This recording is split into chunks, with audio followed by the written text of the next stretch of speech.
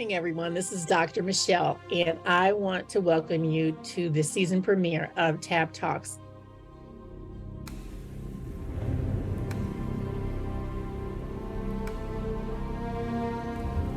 Tab Talks presents The Rapture. According to H. Richardson in his 2019 article entitled The End of the World, Fear of the Apocalypse, there are many popular views about how the world will come to its eventual end.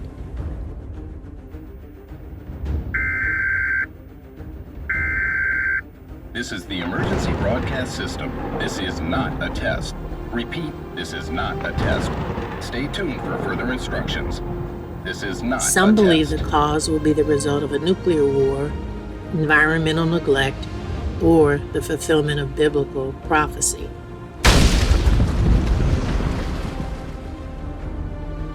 There are people from around the country who are preparing for the ultimate doomsday scenario. These individuals refer to themselves as preppers, and they are mentally and physically preparing for the world to end.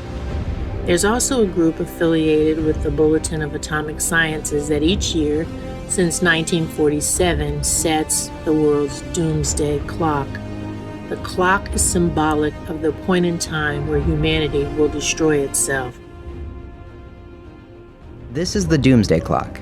It was designed back in 1947 by artist Marta Langsdorff, and the Bulletin of the Atomic Scientists sets the clock to show how much time we have left until midnight. Midnight in this case meaning nuclear Armageddon and the end of humanity. In January 2017, the Bulletin of the Atomic Scientists revealed that the clock ticked 30 seconds closer than last year to the end of times, and cited, among other things, climate change, cybersecurity, nuclear weapons, and Donald Trump as causes. At the announcement, Executive Director of the Bulletin, Rachel Bronson, said there were two concerns that stood above the rest. The first has been the cavalier and reckless language used across the globe, especially in the United States during the presidential election and after. And the second is a growing disregard of scientific expertise. Cold War and world conflict have influenced the clock's time over the years, but disregard for scientific expertise by global populist leaders, including an American president, has never been cited as a doomsday factor. That said, the newest changes to the clock are the smallest in its history, meaning doomsday, thankfully, isn't necessarily any more imminent. So how accurate is the Doomsday Clock? And why was it made in the first place? The Doomsday Clock first debuted in 1947 as a graphic on the cover of the first edition of the Bulletin of the Atomic Scientists magazine. Artist Marta Langsdorff was married to Alexander Langsdorff Jr., a Manhattan Project scientist. Langsdorff and other concerned scientists founded the Bulletin 2 years prior, feeling a responsibility to warn and educate the public about the possibly disastrous consequences of their creations. Atomic bombs had been used for the first time in 1945, killing 130,000 residents of the Japanese cities of Hiroshima and Nagasaki. Initially, the time on the clock depicted the hour hand pointing straight at the 0 hour, with the minute hand placed at just 7 minutes before midnight. The time was completely arbitrary, though. Langsdorff just thought it seemed the right time. The graphic quickly adopted the name of the Doomsday Clock, and eventually gained world recognition as a symbol for the threat of an impending nuclear apocalypse. Since 1947, the Bulletin has regularly adjusted the clock face when they perceive a change in threat level, also taking into account other non-nuclear factors like climate change, bioweapons, and cyber threats. Doomsday seems just a few ticks away now, but time on this clock doesn't really reflect actual time, nor is it particularly linear. In 1949, the Bulletin set the clock to 3 minutes until midnight due to Soviet Union nuclear testing, Truman's dramatic announcement that Russia had the atom secret, and to 2 minutes until midnight in 1953, thanks to the US developing the hydrogen bomb. But a decade later, the clock turned back to 12 minutes before midnight, thanks to the US and Soviet Union ending atmospheric nuclear testing. A milestone in '63. East and West banned the testing of nuclear weapons in the atmosphere. The minute hand has continued to fluctuate through a range of minutes before midnight since then, from 7 minutes till, in 1968 thanks to Vietnam, to 10 minutes till in 1972 at the signing of the first Strategic Arms Limitation Treaty. This is not an agreement which guarantees that there will be no war. But what this is the beginning of a process that is enormously important. To 3 minutes till in 1984, thanks to the heightened tensions between the US and the Soviet Union during the Cold War. None of the 4 wars in my lifetime came about because we were too strong. It is weakness that invites adventurous adversaries to make mistaken judgments. And all the way back to 17 minutes till in 1991, after the end of the Cold War and the signing of START, the Strategic Arms Reduction Treaty. Whether about issues on which we agreed or disagreed, the spirit of candor and openness, a desire not just to understand, but to build bridges, shone through. In every case, dangerous or potentially dangerous events dictated whether the minute hand moved closer to or away from doomsday. But 2017 is the first time since the Cold War that the Bulletin expressed deep concern about the disposition of an American president towards science and nuclear weapons. First of all, you don't want to say take everything off the table. No, just you're nuclear. a bad negotiator if you do Just that. nuclear. Look, nuclear should be off the table. But would there be a time when it could be used? Possibly. Okay. Even though the outlook seems grim, it's important to remember what the time on the clock is really meant to show. It's not doomsday yet. And on this clock, we can turn back time.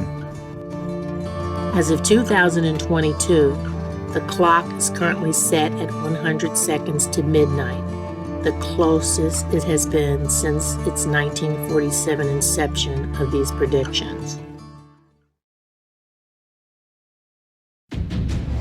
So what do environmentalists say about doomsday?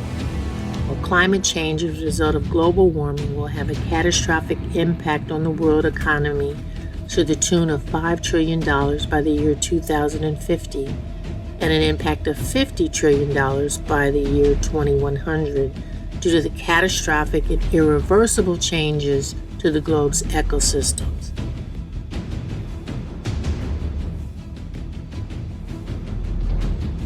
With 1/3 of carbon dioxide emissions ending up in our oceans, making them more acidic, the negative impact in the marine ecosystem could be substantial, since the ocean is responsible for 17% of animal products consumed on the globe. Additionally, warmer fresh water is an ideal environment for bacterial overgrowth, which would result in the eventual contamination of our drinking water. One recent example is the disappearance of 1 billion Alaskan snow crabs, causing the fishing season to be canceled. This is only the beginning.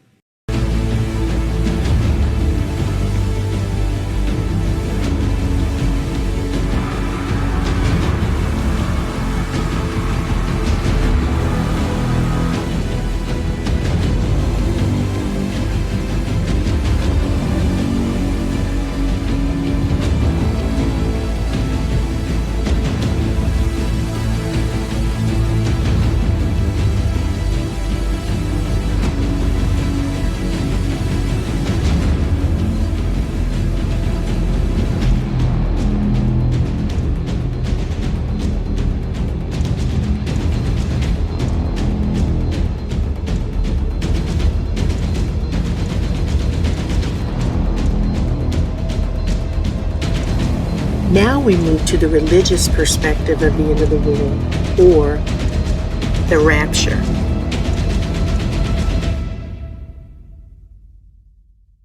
Tonight, we have just a very exciting guest, Reverend Anthony Covington. How are you doing, Reverend Covington? I'm doing fine this evening. How are you?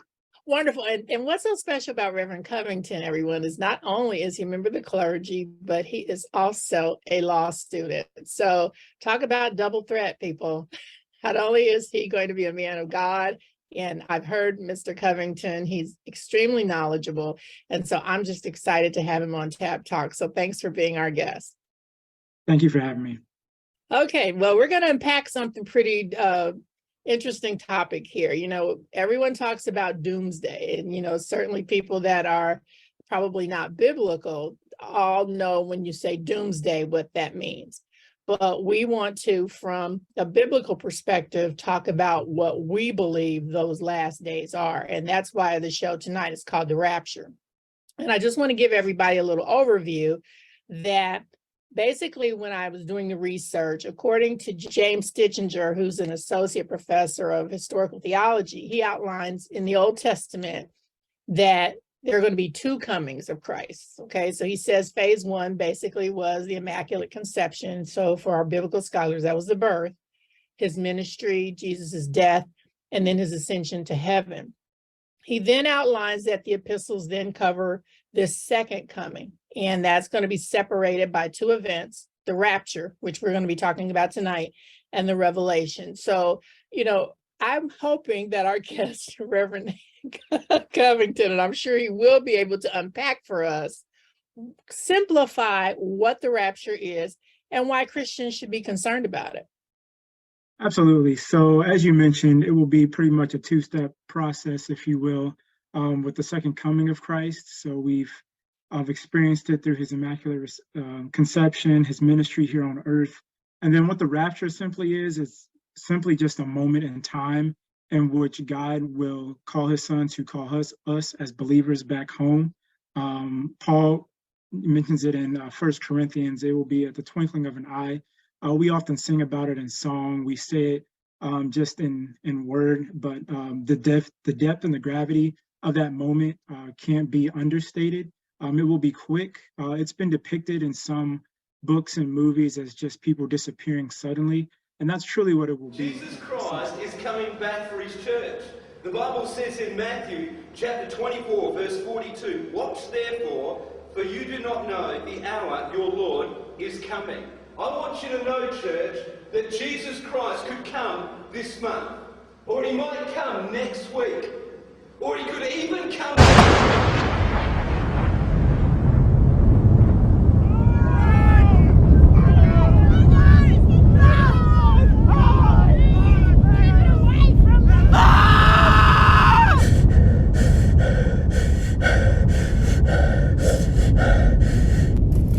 For as the lightning comes from the east and flashes to the west, so also will the coming of the Son of Man be.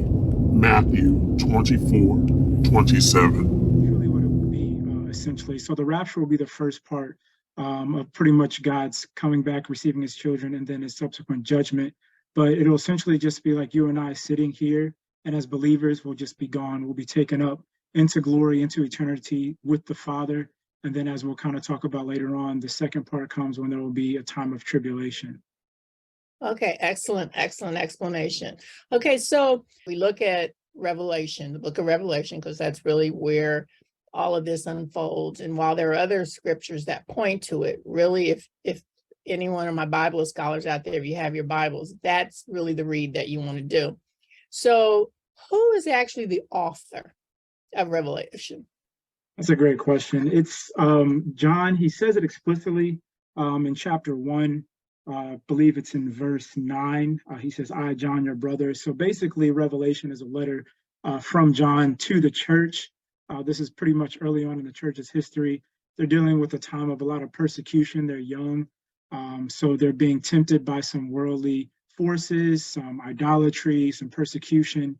And so this is a letter from John, not only as a warning, but something that the church and its believers can look forward to. He also mentions, I believe, in the 22nd chapter, verse 8, he mentions himself in the first person. So there he explicitly states who the author is. It's himself, and it's pretty much a letter from himself to the church, the young church at that time. The book of Revelation bears the name of Jesus, being called the revelation of Jesus Christ. The book commenced with 7 letters from Christ to the 7 churches in Asia.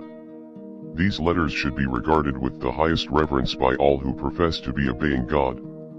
Jesus said, "What you see and hear, write in a book, and send it to the 7 churches which are in Asia." Although these letters were originally sent to the 7 churches in Asia, they apply to 7 prophetic periods of God's church, from the days of the apostles, until Jesus returned to this earth. Ephesus was the church of the apostles, lasting from 31 AD to 100 AD. During this time, the church at Ephesus expanded rapidly. Historians agree that there were over 6 million Christians throughout the empire during this period. Despite increasing persecution, the gospel spread like wildfire throughout the entire world. Jesus commended his followers that they hated the deeds of false teachers and did not surrender. He uttered a stern rebuke for those who deserted their first love for the faith. He promised those who overcome will eat of the tree of life. The period which Smyrna covered began around 100 AD to 325 AD. It was a time of terrible prosecution and martyrdom. The church was outlawed by the Roman Empire, which attempted to eradicate every Christian from the earth. Many followers of Jesus Christ were beheaded, fed to wild beasts, burned at the stakes, slain with the sword, or crucified. Jesus encouraged believers to be rich in faith despite tribulations. Jesus gave no rebuke. He urged believers to be faithful unto death. Jesus said they would receive a crown of life and not be harmed by the second death. The church at Pergamos lasted from 325 AD to 538 AD. During this period, Christianity increased so rapidly that the state felt insecure. The Roman Emperor, Constantine, in a clever move to obtain a compromise, was baptized, and ordered his army to convert to Christianity. Because Pergamos was at the time the main town in the Roman province, pagan beliefs and practices crept into the church. Jesus rebuked his followers for allowing false teachings to flourish, namely the doctrine of Balaam and the Nicolaitans. There were compromised idolatry and immorality. Jesus demanded that they repent. He promised they would receive hidden manna, and a white stone with a new name. Thyatira, the longest period of the seven church age, covered the time period between 538 AD and 1500 AD. This period is referred to in history as the Dark Ages, and was a time of cruel apostasy. Jesus pleaded for love, faith, patience, and good works. He reprimanded the church for permitting an evil woman, Jezebel, to corrupt the church. Jesus told believers to hold firm onto what truth they retained. He promised them power over the nations. Sardis embraced Christianity in the time between 1500 AD and 1750 AD. It was the period of the Reformation. Many spirit-filled individuals proclaimed powerful messages that shook the hearts of men and women everywhere. The Bible was elevated to the point of dedicated reverence again. Numerous reformers founded denominations that endured to this day. Unfortunately, Jesus said a number of them were defiled. Also, when many died, their followers departed from the truth. Jesus perceived the degrading conditions during this period and called their works dead. He warned them to be vigilant and strengthen what loyalty they retained. Jesus said they would receive a garment of righteousness, and their names kept in the book of life. The Philadelphia Church continued from 1750 AD to 1850 AD. It witnessed the beginning and expansion of missions and missionary work. It was a time of great revival preaching. As missionaries circled the globe, the study of the books of Daniel and Ezekiel expanded rapidly. Jesus commanded believers to keep the word and not deny him. He told them to hold firmly into faith. Jesus would strengthen them as he carried them through the hour of temptations. They will receive the name of God. Laodicea, which covered the period from 1850 AD to the present, is the church today. The warnings of Jesus to Laodicea is his advice to the church of our time. Jesus knows the spiritual famine in the church and offers his advice. Jesus told believers that they were lukewarm spiritually, poor, and naked. They were to secure gold purified in fire, to be zealous, and repent. Okay, now I'm going to go back to Stitzinger's book again, because he talks about the rapture will have different phases. And he outlines those phases as the resurrection, the translation, the judgment seat of Christ, and the marriage supper of the Lamb. And that's a lot to unpack. So can you break that down for our audience, please? Absolutely. So Revelation is quite a book because it's very complex. It has a lot of symbolism in it. And those elements that you mentioned are pretty much just the elements or the titles of those symbols that God kind of reveals to John in the letter. So the resurrection essentially is the resurrection of the saints, which means the resurrection of the believers. So those who have passed on before us, who have gone on to glory, and then those who are still living on earth when the rapture happens. So we'll all be resurrected to meet Christ in the air. Then it talks about the translation, which pretty much is just a fulfillment of the scriptures during that time of tribulation. So after all the believers have been gathered up to go and meet Christ, there will be times of translations when scriptures will essentially be fulfilled and it'll be made clear to people. And then it talks about just the tribulation, the time where you have people who are still here, they've been left behind, but they were not essentially or not believers at first, but there will be a chance for them to receive that salvation of Christ. And then I believe the other one you mentioned was just the marriage, which I think encapsulates the symbolism of what the church is and their relationship with Christ. So the church is the bride, Christ is the bridegroom. And so that basically just is just the summation of the consummation of the love between Christ and his church. So they're finally brought together, which is essentially the mission and the objective of the church. Beautiful explanation. Okay, I'm gonna go a little deeper here because we're talking about that rapture now, where there is this period where some people go and some people don't. Right. And there's 7 years of what they call a tribulation. Can you educate us on what that means and what we can anticipate is going to happen during that 7-year period? So if you are a believer, you won't be here during that time. So if you believe in the life, death, and resurrection of Jesus Christ, and you profess that before the rapture, you will be taken up during the rapture. That 7 years of tribulation is essentially the time between the rapture and then the actual second coming of Christ to receive those who remain.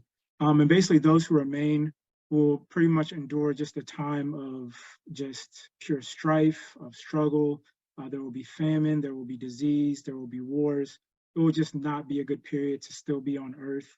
It's just a time for Christ just to give people, I think, it has kind of meanings beyond of what my understanding of it is, but it is one of those things as an opportunity for people to confess and to profess their love for Christ and to receive him in their hearts. And there he will be able to take them in the second coming. But there will be a lot of struggle. There will be a lot of tribulation. It's also spoken on in, I believe, the 9th chapter of Daniel in the Old Testament. There's a lot of symbolism that can be unpacked by people who are much smarter than I am, who have doctorates in this. But in Daniel, it kind of gives a symbolic view of what will happen. It talks about the 70 weeks, and that's somewhat of a symbolism towards the 7 years, which is how long the tribulation will last. And Daniel he is a prophet, and he has a prophetic book, and it speaks a lot of these end times. And these end times are often spoken in very powerful ministries, Jesus Christ included, in which he specifically lays out what will happen when he comes back, when he receives those who have received him, and then during this time of tribulation. So in short, to answer your question, it's just going to be a time of just unprecedented strife, a lot of struggle, but it's also going to be still a show of opportunity for those who have not received Christ initially to receive him. Why do you think this is happening this way? I'm just curious. Yeah, I think it just speaks really to the nature of our God.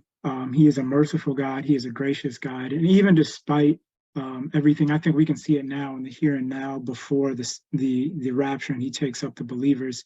He is still offering just messages and instances of his grace and mercy, which gives us hope.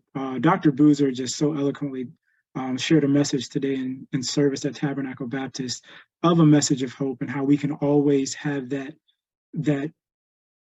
definite feeling that we can always have something to look forward to. And I think that just attests to the love of God, how it is just unconditional. It's something that we truly cannot, in our finite beings, understand and comprehend. It'll take a lifetime to do so. But I think that just message of hope, and that the possibility that even after he's taken on the believers initially, that if you did not believe before, and what you're about to see in those 7 years, if you're still here after the rapture, there's still a chance to receive that love of Christ.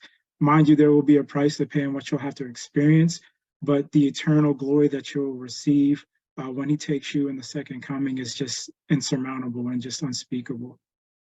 I think that just attests to God's grace and God's mercy, because Truly. you're absolutely right. There are going to be some people until the very end that do not believe this is going to happen.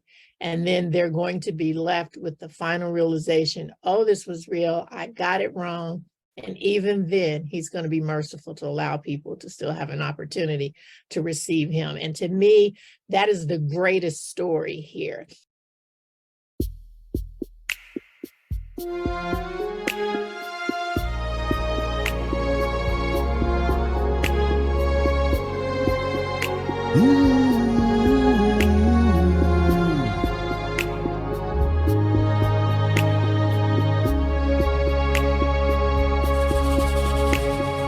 But for your grace, I could not be saved.